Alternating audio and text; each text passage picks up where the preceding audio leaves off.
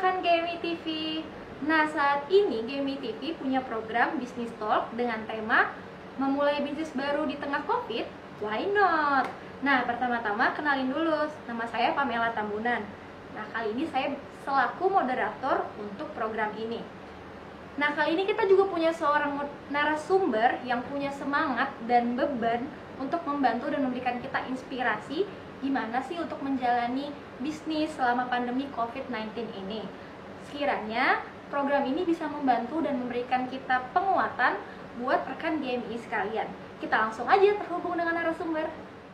Nah, kali ini saya akan perkenalkan satu narasumber kita. Mungkin beberapa sudah familiar ya. Beliau bernama Levita Supit, sarjana hukum, master hukum.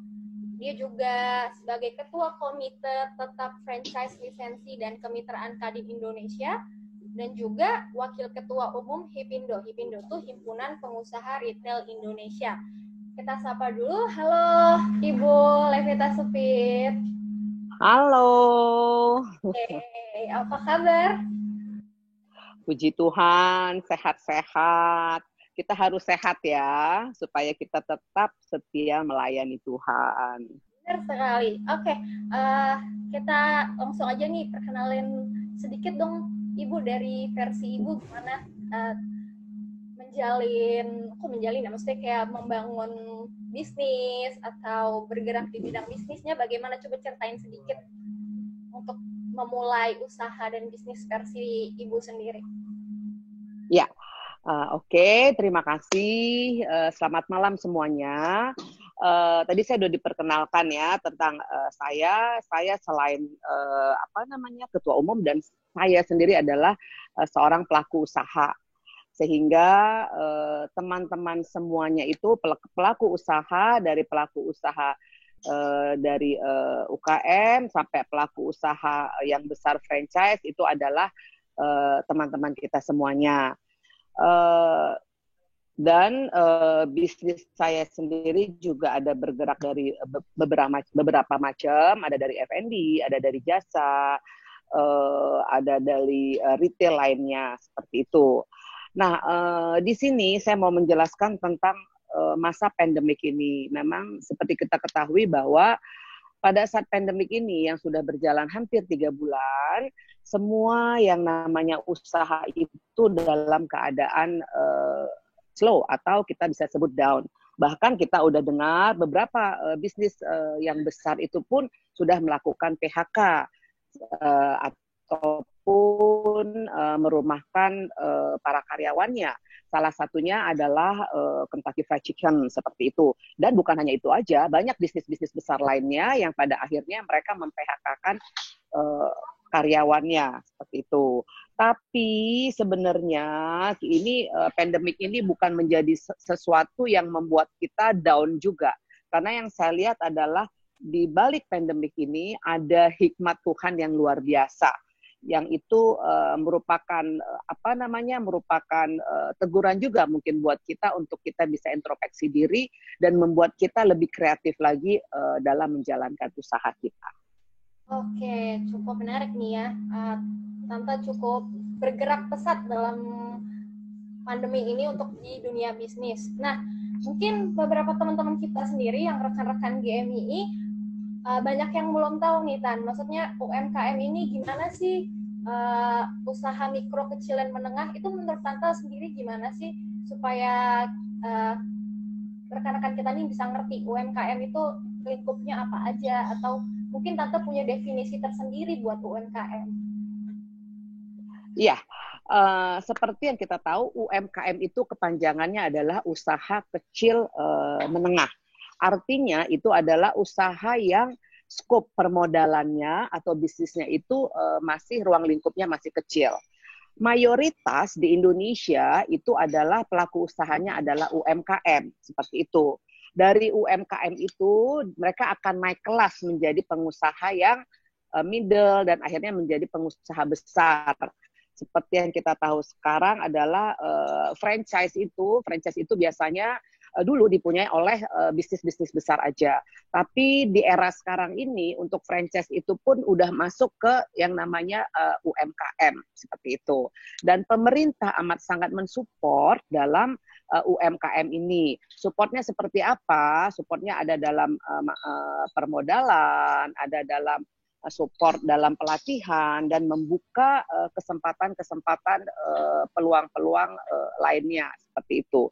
Jadi kalau dibilang definisi UMKM adalah usaha yang dimana modalnya itu adalah modal yang kecil seperti itu. Tapi dari modal jangan lupa dari UMKM itu dialah yang akan menjadi pengusaha-pengusaha besar.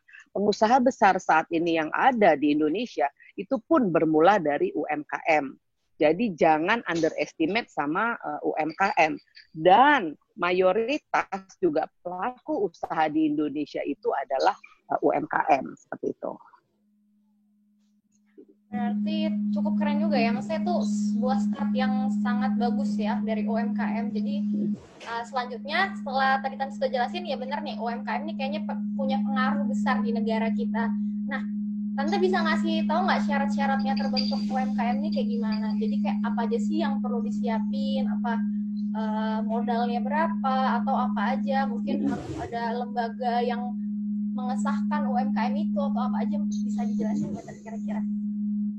Iya, sebenarnya sih awalnya begini ya, awalnya UMKM itu adalah mereka memulai usaha sendiri dulu.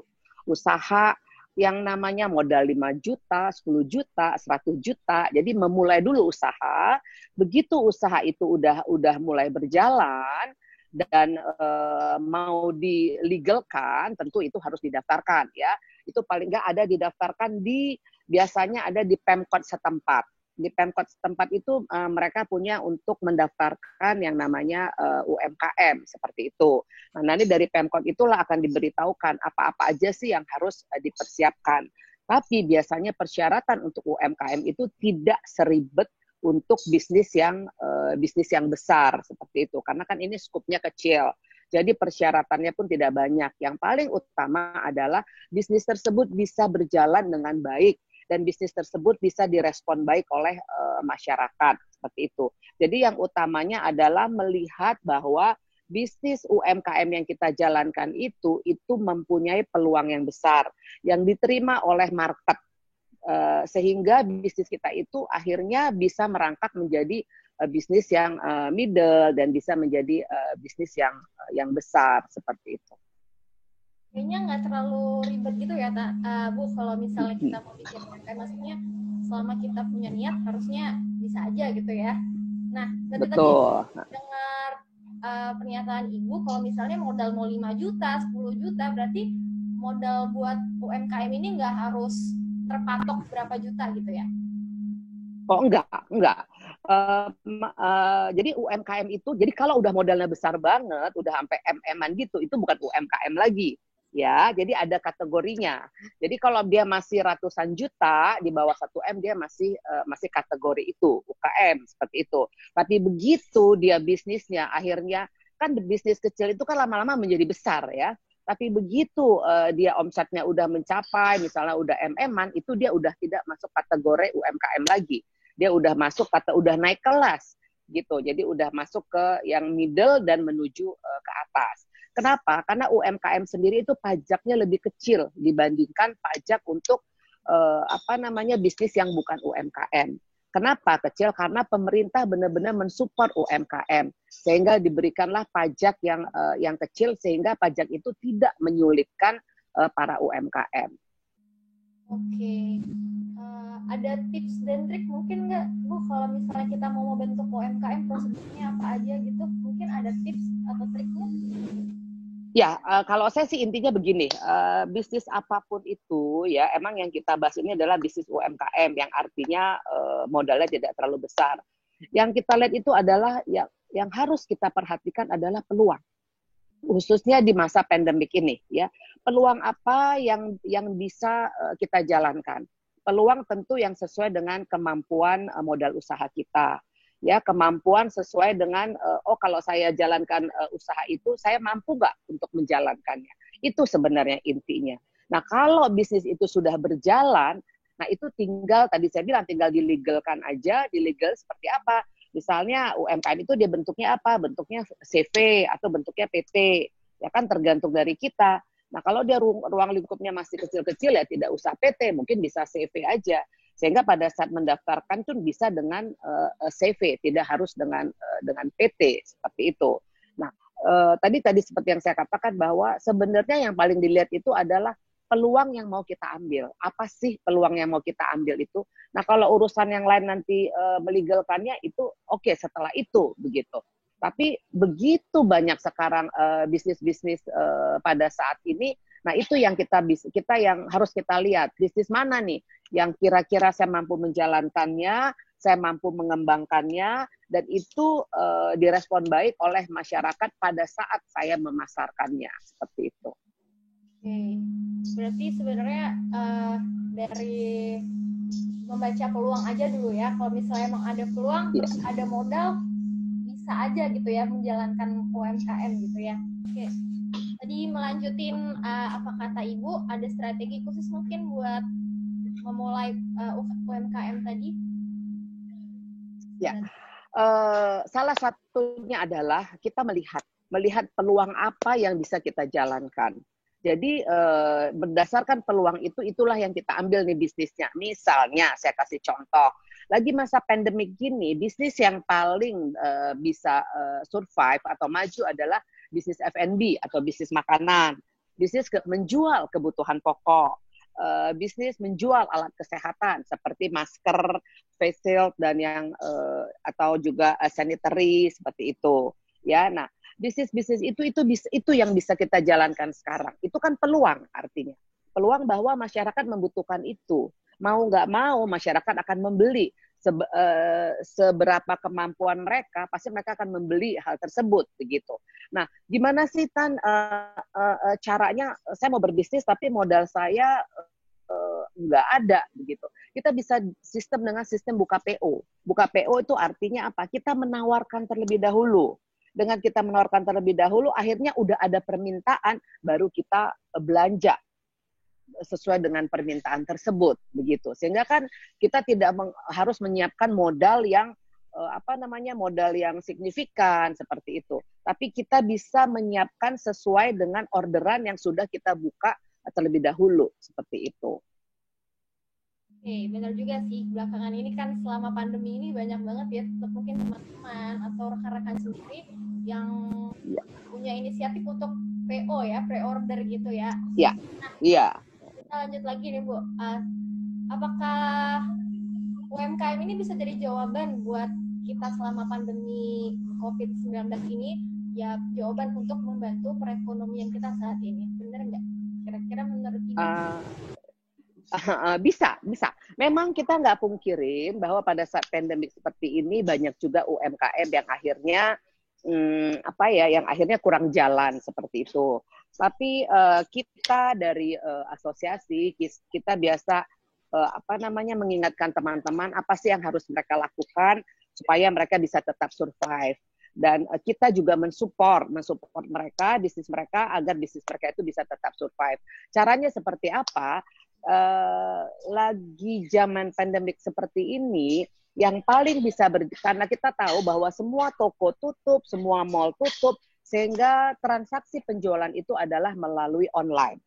Sehingga UMKM itu juga kita sarankan untuk menawarkan produk-produk mereka itu adalah melalui online, ya sistem online. Karena masyarakat semua di dalam rumah, sehingga melakukan transaksi pembelian itu melalui online. Nah, UMKM pun akhirnya digiringlah masuk ke dalam sistem online, sistem penjualan online seperti itu, sehingga menyebabkan produk mereka yang tadinya dijual misalnya di toko atau dijual di mall atau dijual di pasar, akhirnya itu diangkat di penjualannya melalui online atau sering kita sebut dengan e-commerce. Nah, bisnis itulah yang sampai sekarang masih bisa survive. Jadi semua bisnis UMKM itu akhirnya pindah ke bisnis online atau bisnis e-commerce. Benar, bisnis UMKM itu pun bisa membantu perekonomian Indonesia. Tentu tadi seperti saya katakan, banyak juga bisnis UMKM akhirnya mereka berubah pindah, mereka lihat peluang. Tadinya mereka jual A, tapi kayaknya jualan A hari gini nih kurang laku nih. Yang laku adalah jual produk B. Akhirnya mereka pindah dengan produk B seperti itu. Salah satunya adalah UMKM yang tadinya mereka menjual fashion. Nah, karena pada saat sekarang ini orang kan kurang belanja fashion, orang nggak keluar rumah, ya akhirnya mereka berubah menjadi menjual pakaian apa namanya pakaian untuk orang pandemik, mereka berubah menjadi jual masker seperti itu. Nah, jadi mereka berubah karena mereka lihat yang bisnis yang mereka jalankan selama ini itu kan kayaknya kurang direspon. Jadi apa nih yang direspon? Mereka akhirnya menjual lah, membuat peralatan-peralatan tadi itu yang masker, face shield seperti itu. Terus baju juga kan sekarang lagi musim juga tuh kan baju untuk apa namanya katanya baju COVID gitu. Jadi yang untuk menutup tubuh kita kalau misalnya kita keluar seperti itu. Berarti kalau tadi mendengar paparan Ibu sekilas, berarti salah satu kunci untuk menjalankan UMKM di masa pandemi ini yaitu teknologi. Berarti internet, online, mau nggak mau kita harus belajar untuk berjualan melalui betul. Oke. Betul, iya. Untuk mengembangkan UMKM di masa sekarang. Iya. Saya mau kasih tambahkan, kemarin Jack Ma, tahu Jack Ma ya? Jack Ma itu adalah pemilik Alibaba. Jack Ma sendiri mengatakan bahwa sekarang satu bisnis kalau dia mau survive, dia harus pindah. Dia harus pindah menjadi bisnis yang e-commerce atau online, seperti itu. Kalau dia tidak memberlakukan itu, bisnis itu lama-kelamaan akan mati. Itu statement daripada Jack Ma. Jack Ma itu dia kan seorang pembisnis, dia sudah bisa membaca seperti apa untuk kedepannya.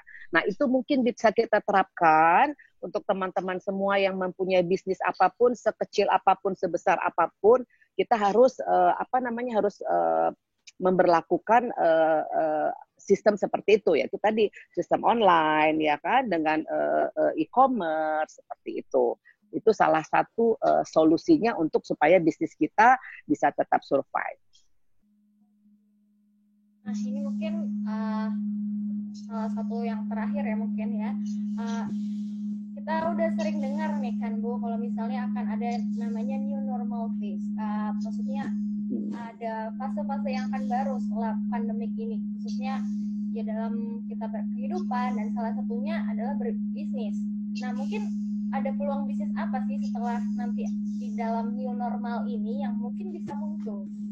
Mungkin Ibu sudah punya gambaran mungkin untuk new normal ini?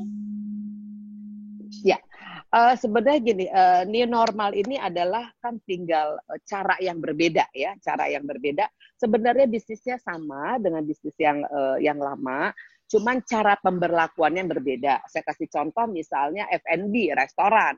Dulu kita ke restoran satu meja bisa rame-rame ya. Kalau sekarang sejak new normal itu kan juga dibatesin misalnya bila kita masuk ke satu restoran itu kita harus cuci tangan dulu, kita harus pakai masker, udah gitu duduknya juga nggak bisa rame-rame, terus perlakuan daripada waiters sendiri juga harus pakai masker, terus tetap menjaga jarak begitu. Itu kan hanya sistemnya aja. Tapi kalau untuk bisnisnya tetap bisa jalan semua bisnis yang lalu.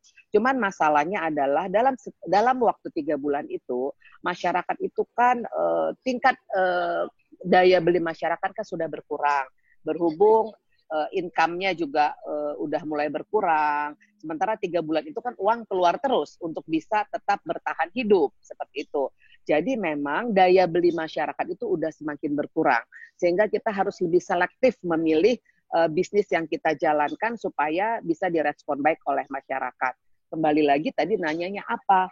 Tetap yang paling ranking paling tinggi adalah F&B, yaitu makanan dan minuman. Masyarakat bisa nggak belanja, tapi urusan perut adalah nomor 1. Jadi mereka pasti akan cari makan dan minum sesuai dengan kemampuan mereka. Oke.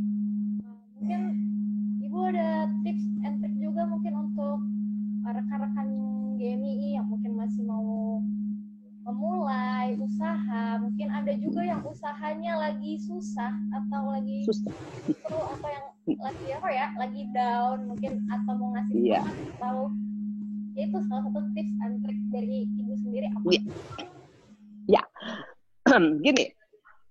Tadi seperti saya katakan bahwa di balik pandemik ini ada hikmat yang luar biasa. Salah satu hikmatnya adalah kita lihat, kita harus meningkatkan tingkat daya kreativitas kita. Coba yang belum selama ini yang belum melakukan usaha, coba introspeksi diri. Saya punya talenta apa sih? Dari talenta itu kita bisa melakukan bisnis kita. Dan itu kita bisa menjalankannya. Talenta apa? Talenta masak, talenta menjahit, terus talenta apa? Talenta menjadi IO. Itu tetap, walaupun mungkin IO bukan secara real, tapi secara live seperti ini, seperti itu. Nah, jadi jangan menganggap bahwa pandemik ini saya udah nggak bisa bikin apa-apa lagi. Tetap peluang tetap terbuka, tergantung dari pada kita ke peluang tersebut. Kita melakukan bisnis itu nggak akan bisa maju. Kan seperti firman Tuhan mengatakan kan, berdoa dan berusaha, seperti itu. Jadi menurut saya seberapa banyak kita punya modal tidak masalah, semua itu ada. Semua itu ada di bisnis, dari modal 1 juta, 5 juta, 10 juta, 100 juta, itu semua ada. Jadi tinggal kita kreatif untuk mempergunakan, melihat peluang yang ada di depan kita. Jadi untuk jemaat yang terkasih GMII, ayo, kalau orang lain bisa, kita pasti bisa. Kalau kalian takut untuk melakukannya seorang diri, bisa mengajak teman, sehingga melakukan satu bisnis beberapa orang itu bisa memperkecil resiko. Saya takut nih Bu, nanti uang saya 10 juta, begitu saya berbisnis nanti uang 10 jutanya bisa hilang lagi kalau bisnisnya nggak jalan. Untuk mengurangi resiko adalah kita bisa berpartner dalam berbisnis. Jadi tidak sendiri aja. Jadi berpartneran itu mengurangi resiko. Terus yang selanjutnya dengan berpartner itu kita bisa memperluas marketing kita. Karena masing-masing partner kita kan bisa mempromosikan bisnis kita. Masing-masing partner kita juga bisa membawa teman atau keluarganya untuk menikmati produk kita. Jadi banyak cara untuk melakukan bisnis yang dengan modal kecil. Yang penting satu, ada keberanian. Memang dalam menjalankan bisnis pasti ada resikonya, tapi untuk memperkecil resiko itu pun bisa kita lakukan. Jadi hari begini saatnya menjadi entrepreneur muda. Jangan takut. Anak presiden aja jual pisang goreng. Ya, apalagi kita. Nah, kita pun bisa melakukan hal yang sama. Tidak ada kata malu dan tidak mampu. Semua kita mampu di saat kita ada kemauan dan kita ada semangat dan rajin-rajin untuk melihat peluang apa yang direspon baik oleh masyarakat pada saat ini. Oke, cukup menarik ya. Ini di sesi pertama. Jadi saya mau ngerangkum dulu ya Bu. Ya. Jadi buat rekan-rekan sekalian yang mungkin pengen memulai UMKM, sebenarnya kuncinya itu dari kemauan diri kita sendiri. Kalau misalnya kita mau dan berani, nah udah tugas aja. Nah kalau misalnya bingung juga, masih belum punya modal, tadi Ibu juga sudah nyampaikan kita bisa pakai sistem pre-order.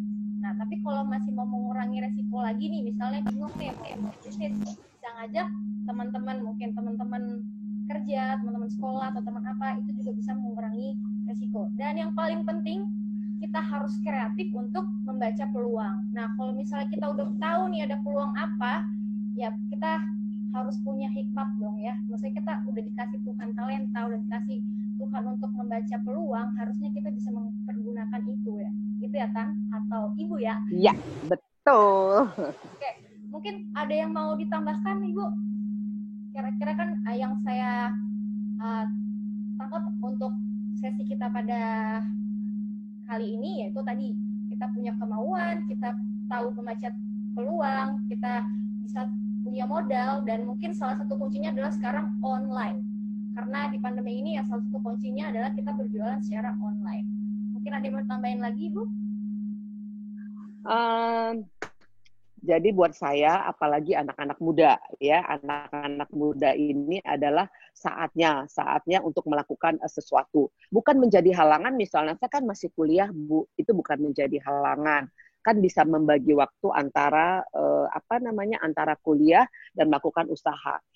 Indahnya menjadi seorang entrepreneur atau pengusaha adalah kita bisa membagi waktu sendiri.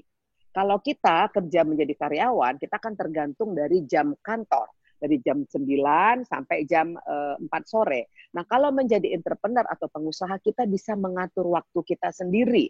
Seperti itu. Nah, jadi tidak ada menjadi satu halangan bahwa, oh saya masih kuliah, saya masih ngerjain ini, itu enggak. Itu bisa kita lakukan secara bersama-sama, kita bisa, waktu itu kita sendiri yang mengaturnya. Sehingga baik itu kuliah kita, bisa berjalan bersama-sama dengan pekerjaan kita, atau yang udah selesai kuliah tentu bisa lebih maksimal menjalankan usahanya seperti itu. Oke, terima kasih banget ya Ibu buat informasi, buat semangatnya buat kita rekan-rekan GMI di seluruh Indonesia. Kami berterima kasih banget buat Ibu juga semangat dalam pekerjaannya, dalam bisnisnya. Nah, tapi Ibu, kita akan ada sesi kedua, jadi saya akan membuka pertanyaan rekan. Nanti kita akan nextnya akan membuat sesi seperti ini lagi. Oke? Ya. Iya kan Ibu? Ya. Oke, terima kasih banyak. Siap. Memberkati kita semua. Tuhan berkati. Nah, udah denger kan tips dan trik dari narsum kita? Masih punya pertanyaan atau kurang jelas? Komen di bawah ya, supaya kita bisa lanjut di sesi kedua. Harapan kita supaya program ini memberkati buat banyak orang. Sampai ketemu di sesi berikutnya. Oh iya, jangan lupa like dan subscribe. Bye-bye, God bless you.